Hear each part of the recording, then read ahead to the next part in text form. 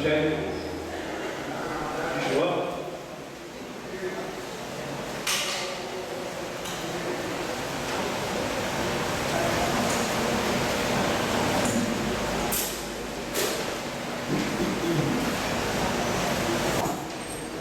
Capítulo 16.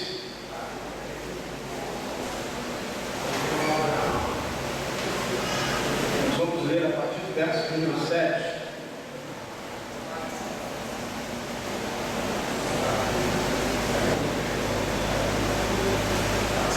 Texto sagrado.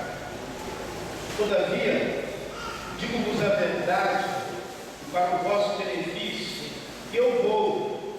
Se eu não for, o Consolador não virá a vós, mas se eu for, eu o enviarei. E quando ele vier, convencerá o mundo do pecado, da justiça e do juízo. Do pecado, porque não creem em mim. Da justiça, porque eu vou para o meu Pai, e não me vereis mais. Juízo, porque o príncipe deste mundo já está condenado. Ainda tenho muito que vos dizer, mas não podeis suportá-lo agora. Quando porém vier o Espírito da verdade, ele vos conduzirá a toda a verdade, e não falará de si mesmo, mas dirá o que tiver ouvido, e vos anunciará as coisas que hão de vir. Ele me glorificará, pois receberá do que é meu, e o anunciará a vós. Tudo quanto o Pai tem é meu.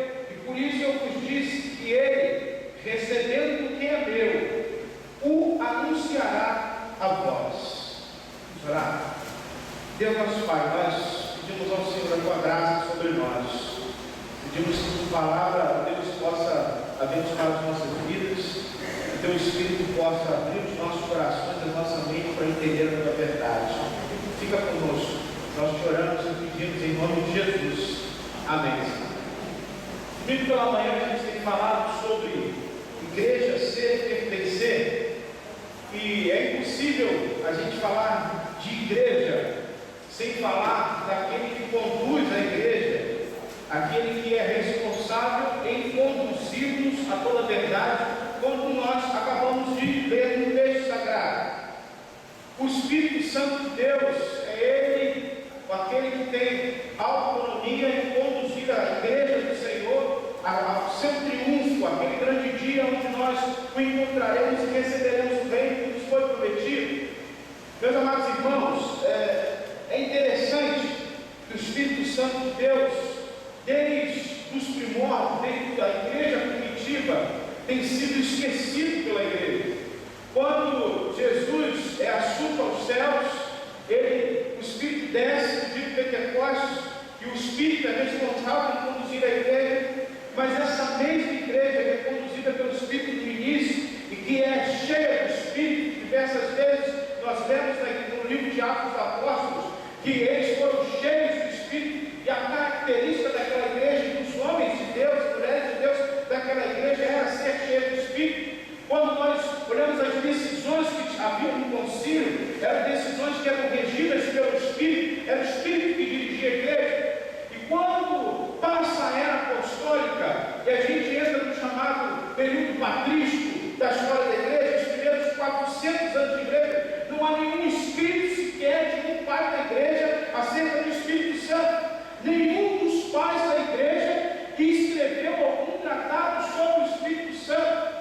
O próprio credo apostólico que a igreja adotou, oriunda dos apóstolos, só tem uma frase sobre o Espírito Santo: creio no Espírito Santo. Enquanto Jesus fala que Jesus ressuscitou dos mortos, foi assunto aos céus, está à direita de Deus Pai, enquanto fala que Deus é Criador, enquanto fala das outras duas pessoas da Trindade de uma forma muito exagerada até, o Espírito é deixado de lado. Quase não se fala do Espírito. 400 e poucos anos surge o primeiro teólogo que vai escrever sobre o Espírito Santo, chamado Agostinho de Hipona. Passa Agostinho de Hipona a Idade Média inteira, nenhum teólogo escreve sobre o Espírito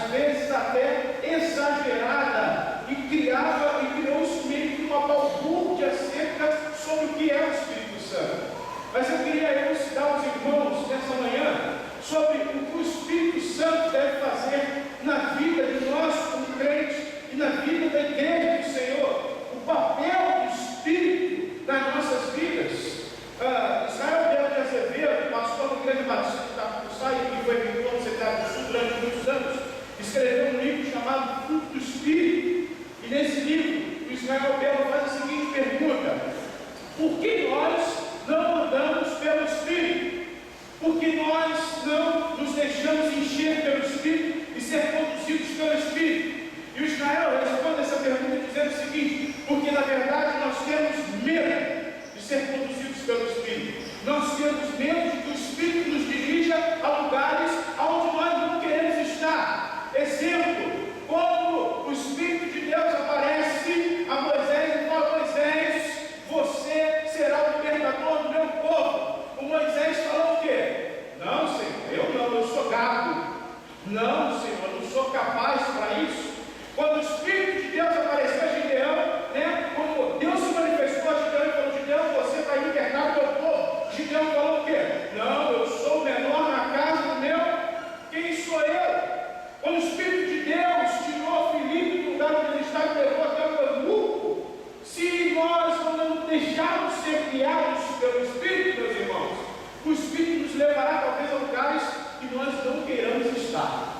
Ontem eu fui a um concílio pela manhã de um colega da Igreja Batista Filho de Sião, e aprove a mim ser o examinador daquele senhor de idade, um fuzileiro naval aposentado, e ele disse que durante 44 anos foi membro daquela igreja, e durante os 44 anos que foi membro daquela igreja, na verdade ele só foi membro da igreja, porque ele ainda não tinha conhecido Jesus Cristo de Nazaré. Ele falou que era um homem arrogante, um homem presunçoso, um homem ganancioso, um homem que queria enriquecer, onde seu maior sonho era comprar uma casa em Cabo Frio e se mudar para lá com a sua família, e para isso fazia de tudo a nível de dinheiro. E ele falando isso, testemunhando isso, e falando que ele teve que ter um encontro com o Senhor no Haiti. Deus levou ele daqui do Haiti para no Haiti ele ver aquela miséria, aquela coisa terrível, e ali o Espírito de Deus o amassou, o triturou, o quebrantou, para que ele entendesse a realidade de fato do mundo vive, que as pessoas precisam de Jesus. E ali então ele teve um encontro verdadeiro com o Senhor, porque o Espírito convenceu da justiça, do pecado e do juízo. E meus amados irmãos, ser frequentador de uma igreja não nos leva à autoridade de sermos chamados crentes. Ser frequentador de uma igreja não nos dá o direito de entender o que o Espírito de Deus deseja fazer. Nicodemos foi tratado por Jesus, e Jesus falou: Nicodemos, é necessário nos nascer. Você, doutor da lei, não sabe disso? Você precisa nascer de novo, Nicodemos. Você precisa entender, encontrar-se com o Espírito, ser selado no Espírito. E a ideia do batismo é exatamente essa: o transbordar do Espírito. Nós somos inseridos no Espírito. O Espírito é uma espécie de oceano. O original grego dá ideia disso. Nós somos mergulhados, e quando somos assuntos levantados, emergidos, nós levantamos já com cheios de Espírito. Essa é a ideia do batismo. E meus amados irmãos, nós não queremos andar pelo Espírito, nós não queremos ser cheios do Espírito, porque isso nos incorrerá em problemas para nós. Porque talvez o Espírito nos faça enxergar coisas que antes nós não enxergávamos. Talvez o Espírito nos dê missão que nós não queremos ter. E isso tem sido um grande problema na vida da igreja. E aí o Paulo, escrevendo as cartas aos Gálatas, ele vai falar sobre as duas possibilidades de alguém que, de fato, pode ou não ser cheio do Espírito, que teve um encontro ou não com o Espírito. Primeiro ele fala sobre as obras da carne, Gálatas capítulo 5, e ele fala: quem estiver encaixado nesse currículo que ele descreve, na verdade ainda não foi enlaçado pelo Espírito, selado pelo Espírito. Paulo diz: esse não herdará o reino dos céus. E ele dá uma série de atributos. Ele fala: aqueles que são comilões, aqueles que são beberrões, aqueles que são ladrões, mentirosos, fofoqueiros, e dá uma série de atributos. E ele fala: esses não herdarão o reino dos céus. Mas ele fala: aqueles que são cheios do Espírito, a obra da lei do pecado não tem mais poder sobre eles, porque o fruto do Espírito é paz, amabilidade, amor, alegria, mansidão, domínio próprio. E é a característica de alguém que é guiado pelo Espírito de Deus, é o fruto do Espírito. Você conhece o crente que quando ele é cheio do Espírito Santo pelo fruto do Espírito, e esse fruto do Espírito, ele é emanado à pessoa que está ao seu redor. Crente que é cheio do Espírito Santo, ele quer abençoar o seu próximo. Crente que é cheio do Espírito Santo, ele está preocupado em levar o nome de Jesus à nação, porque ele sabe a necessidade das pessoas que estão ao seu redor. Crente do Espírito Santo é alguém que tem entendimento de que ele tem que amar a Deus, mas também tem que amar o próximo, porque o fruto do Espírito diretamente é emanado ao próximo e não a nós simplesmente como uma edificação pessoal. E meus amados irmãos, é nítido isso, mas você pode ou não ser cheio do Espírito Santo. A obra do Espírito Santo, ela denota também a questão dos dons espirituais. A igreja tem um problema muito sério com isso, de modo geral. As pessoas acham que homens e mulheres cheios do Espírito são pessoas que têm realmente o carisma, o que a palavra grega lá, carisma, denota de poder, ou de alguma forma de dom.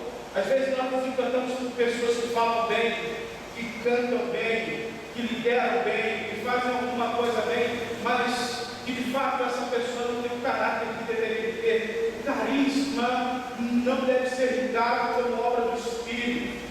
O carisma não deve ser julgado como alguém que de fato entendeu o que é o Espírito ou o que possui o Espírito. Porque Jesus disse que até os escolhidos nos finais dos dias seriam enganados, que fariam obras tremendas, que eles fariam milagres, prodígios. O Paulo vai dizer que, se possível, Satanás se disfarçará diante de cruz. Mas a verdade, irmãos, aquele que é conduzido pelo Espírito, cheio do Espírito, ele emana na sua vida o fruto do Espírito. A minha pergunta a você é: como está a sua vida? Você é um crente cheio do Espírito Santo de Deus? Você é um crente que de fato entendeu que precisa do Espírito de Deus? Ou você simplesmente prefere fingir que não existe o Espírito e não quer ser guiado pelo Espírito para não ter trabalho nele? O Espírito tem uma obra também na vida da igreja, como eu falei, através dos dons espirituais, é uma delas. O Espírito é que distribui os dons. Paulo escrevendo aos Efésios, capítulo número 4, ele diz isso. É o Espírito que dá os dons a quem ele quer, como ele quer, a quem ele quer. Meus amados irmãos, quem escolhe um para apóstolos, outros para profetas, outros para mestres, outros para pastores, não somos nós, é o Espírito de Deus. Quando eu digo apóstolo, porque também não é esses apóstolos malucos que hoje nós temos aí, não, com todo respeito. Eu digo apóstolo no sentido missionário, raiz da palavra, no sentido de enviado. Apóstolo significa enviado, é aquele missionário que desbrava o campo, aquele que é enviado onde não existe um trabalho dele, e ele é enviado para lá para pregar o Evangelho e plantar uma igreja. Esse é o sentido do apóstolo bíblico, aquele que é o enviado. É o Espírito que dá isso à igreja. E quando a igreja não entende isso, quando nós crentes não entendemos isso, o corpo, como o apóstolo Paulo mesmo diz, é prejudicado. Porque imagine você sem a mão, imagine você sem pé, imagine você sem dedo mindinho. Se você não tiver o dedo mindinho, você perde o equilíbrio do seu corpo. Imagine você sem alguma parte do seu corpo, como isso vai fazer falta. Tenta experimentar, tirar uma unha menor que seja para ver como isso dói. E quando nós não exercemos o dom que recebemos do Senhor na nossa igreja, na nossa comunidade, também vamos de fora, nós estamos prejudicando o corpo. Porque estamos, na verdade, não entendendo o que o Espírito deseja fazer através de nossas vidas. E isso, meus irmãos, é um complicador muito sério para nós, porque nós iremos prestar conta das nossas vidas. Eu não sei se vocês lembram, lá em Mateus capítulo 25, quando Jesus conta a parábola dos talentos. O Senhor Jesus aparece e conta uma parábola aos seus discípulos, dizendo que a um homem foi dado 10 talentos, a outro homem foi dado 5 talentos, a outro homem foi dado 2 talentos. E aí, Jesus fala que aquele que tinha 10 multiplicou, o que tinha 5 multiplicou, mas o que tinha 2 enterrou, com medo do seu Senhor. E quando ele vai prestar conta ao seu Senhor, ele toma uma repreensão.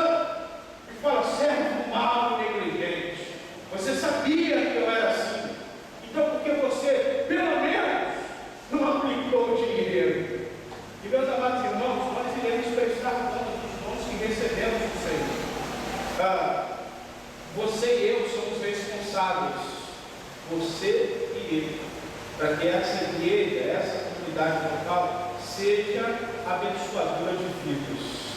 Isso, meus irmãos, é um complicador muito sério, porque o que eu vejo hoje é que nós estamos passando a mediadão, nós estamos empurrando para frente a culpa dos outros. Não existe esse ministério na igreja, a culpa é do pastor, a culpa é da liderança, mas a culpa nunca é minha. Se você tem um dom, Deus te chamou a isso, e você não faz, a culpa é sua. Porque você foi chamado por Deus para isso. Ser igreja é exatamente nos conduzido pelo Espírito Santo de Deus. Meus amados irmãos, para encerrar minha fala, quando nós somos conduzidos pelo Espírito de Deus, a gente fica, eu falei isso até no retiro para os irmãos, a gente fica com aquele programa, na verdade, aquele momento que tinha fantástico, tem até hoje. Nós que jogamos bola, gostamos de futebol, vemos fantástico nos gols, aparece lá, bola cheia e bola murcha, né? O bola cheia é aquele cara que mete o golaço, né? O cara que faz gol de bicicleta, o cara que faz tira todo mundo e tal, e bola murcha é o cara que geralmente dá algum furo, dá alguma mancada. Meus amados irmãos, que Deus deseja de nós que nós sejamos crentes, bolas cheias, cheios do Espírito Santo de Deus. A igreja de Atos dos Apóstolos era uma igreja cheia do Espírito. A Bíblia diz que os apóstolos se reuniam para orar, e quando eles oravam, choveria. Os apóstolos se reuniam para orar e eles saíam, eles curavam em nome de Jesus. A Bíblia diz que os apóstolos saíam fazendo prodígios, milagres, aonde existiam. E com todo respeito, eu acredito que os dons espirituais estão em vigor hoje. A maioria dos teólogos acreditam que o Espírito cessou de fazer essas maravilhas nos dias de hoje, mas eu não acredito assim. Como diz a palavra aos Hebreus, o nosso Deus continua o mesmo. E Ele é desejoso de fazer os mesmos milagres e maravilhas que fez no passado. O problema é que hoje nós oramos pouco. O problema é que nós hoje buscamos pouco a Deus. Pastor Silvio ontem falou que ele leu a Bíblia 48 vezes. 48 vezes. 48 anos de ministério, ele leu a Bíblia 48 vezes. Pastor Joel leu a Bíblia 28 vezes. 28 anos de ministério, 28 vezes de Bíblia. Meus amados irmãos, quantas vezes você já leu a Bíblia? Quantas vezes? Você já pelo menos leu o Novo Testamento? Você pelo menos, de alguma forma, leu algum livro da Bíblia esse ano? Nós estamos chegando em março. Nós, da leitura bíblica da igreja, eu tenho falado que está em 1 Samuel, Deuteronômio. Meus irmãos, aonde nós vamos chegar com isso? Queremos ser cheios de Espírito dessa forma? Nós não oramos, nós não damos Bíblia, nós não compartilhamos a nossa fé com Jesus. E isso tem implicações na nossa vida, diretamente. Sabe por quê? Se nós não acordarmos, nós não acordarmos para a necessidade que hoje existe, Deus virá passar de nós. Eu tenho falado isso há algum tempo. Alguns irmãos, no domingo passado, vieram me procurar, Samuel foi um deles. E falou para mim, pastor, o senhor está certo. Deus está tirando a mão do sul do Brasil. O que está vindo do sul do Brasil? Está vendo porque a igreja está distante do Senhor. Isso aí, meus irmãos, não precisa ser profeta para enxergar isso. Até bem pouco tempo atrás não existia zica de ninguém, nada. Até bem pouco tempo atrás, se você pegar, você estava vendo um vídeo essa semana da Letícia, quando ela foi fazer uma peça de teatro. Se não me falha a memória, era 2009, quando foi? 2010. Naquela ocasião, o Brasil era a sexta maior economia do mundo. 2010. maior economia do mundo. Se passou 6 anos atrás. O Brasil está numa decadência terrível.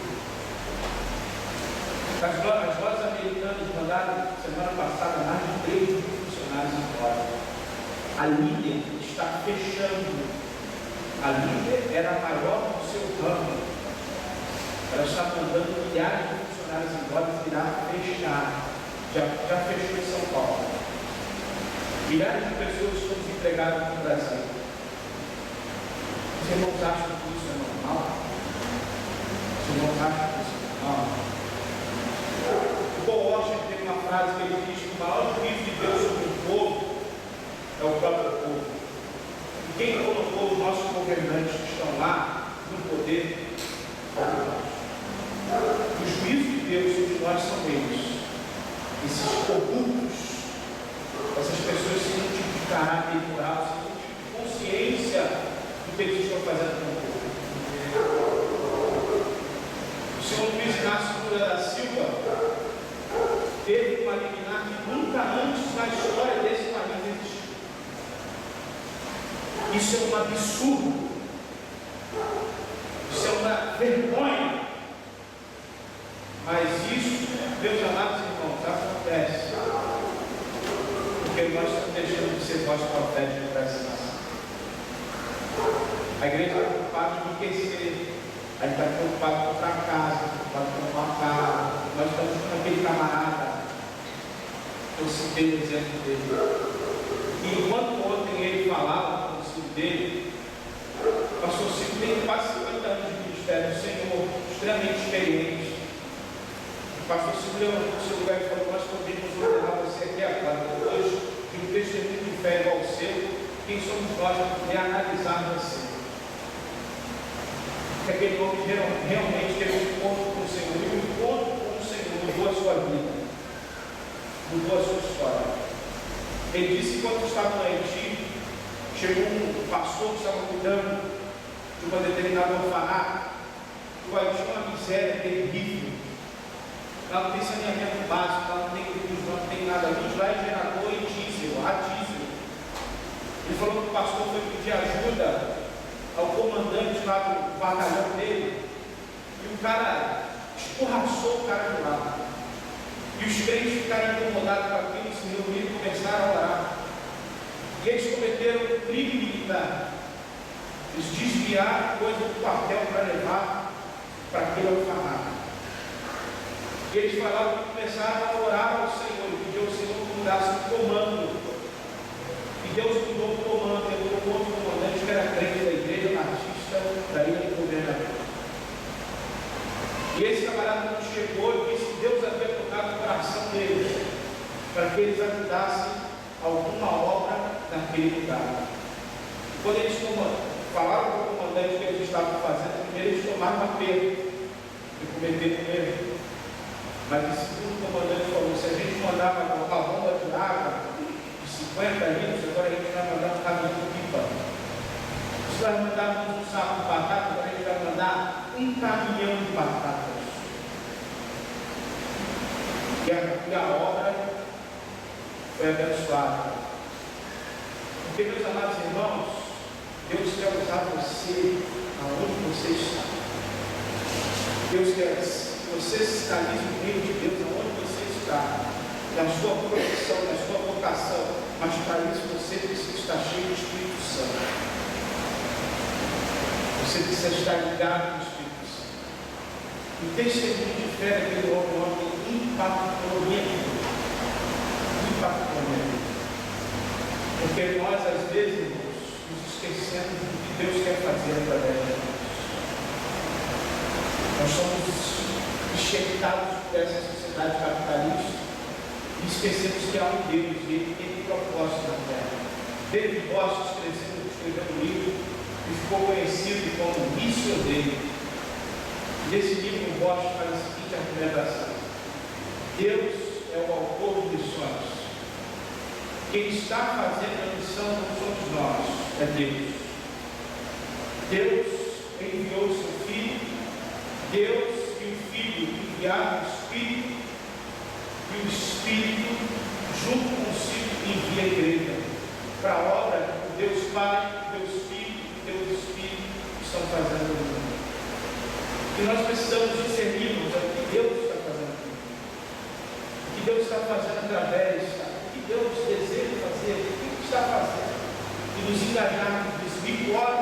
Ele disse que nós somos como surfistas, apenas precisamos surfar as ondas que Deus está fazendo. Descobrir as ondas que Deus está fazendo é apenas surfar nelas e não inventar outras novas. Mas para isso nós precisamos discernir, estar cheio de espíritos para ouvir a voz de Deus. Queria que você, nesse momento, abaixasse sua cabeça. Como Paulo fala aos crentes de Corinto, que você fizesse um exame pessoal, autoexame, que você fizesse um momento de introspecção, olhasse para você mesmo, para dentro de você, olhasse no seu coração, na sua vida, pudesse discernir o que você precisa pedir ao Espírito para que tire de você, o que você precisa pedir ao Espírito para que lhe dê força e dê coragem para você completar a obra que tem na sua vida. Meus irmãos, nós temos muita carência todos os anos, não só na vida da igreja, mas na sociedade, porque nós, como crentes, estamos deixando de cumprir o nosso papel. Eu queria que você orasse nesse momento, tivesse uma oração pessoal assim.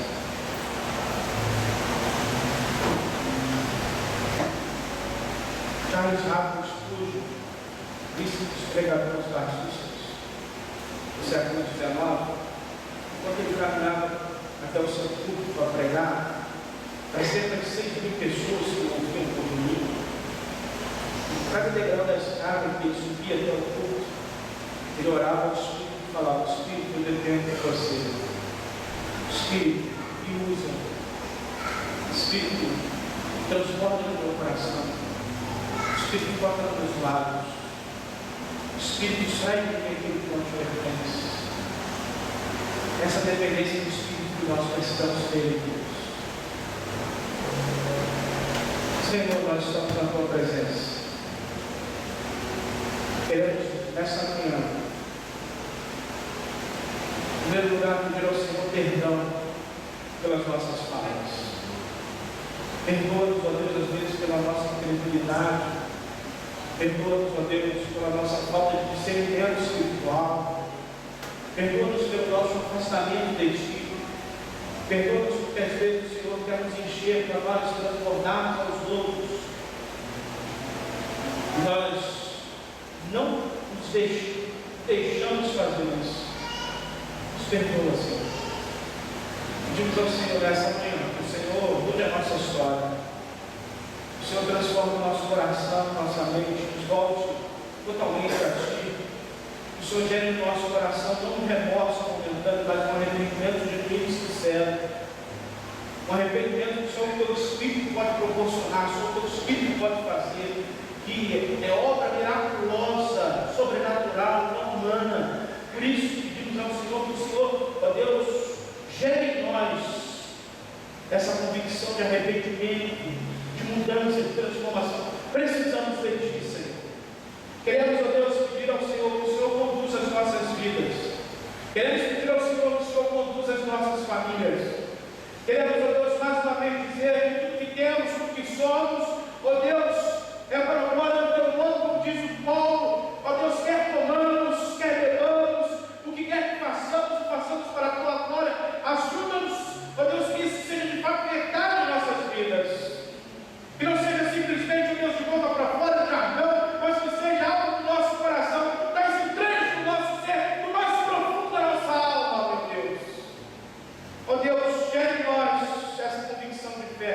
Enche-nos do Teu Espírito. Temos uma obra a fazer, Senhor. Ajuda-nos que os Teus irmãos, ó Deus, recebam de Ti o que eles precisam. Que eles recebam do Senhor Senhor, a graça para, Deus, enfrentar as dificuldades de suas vidas. Que, ó Deus, toda ansiedade, tudo aquilo de alguma forma, ó Deus, toda angústia, tudo que pode atrapalhar, ó Deus, a relação deles contigo, seja extraído para a glória do Senhor. Ó Deus, que no lugar, Senhor, o Senhor encha-os de paz, encha-os da tua graça, encha-os da tua misericórdia, encha-os do teu poder, encha-os da tua unção, para que, ó Deus, o teu nome seja exaltado através de nossas vidas. Queremos colocar diante do Senhor, ó Deus, nossa vida, nossa família, nossa igreja, e te pedir, Espírito de Deus, conduza-nos ao centro da tua vontade. Pedimos ao Senhor, ó Deus, o nosso domingo seja repleto da tua presença. Pedimos ao Senhor que o Senhor use agora os professores de escola bíblica para edificar as nossas vidas, nos encher o coração através da tua palavra, que eles sejam usados pelo Senhor para elucidar a tua palavra, nos ensinar a tua palavra. Fica conosco, nós te rogamos isso e fazemos em nome de Jesus. Amém. Amém? Você que trouxe seu dízimo, trouxe sua oferta.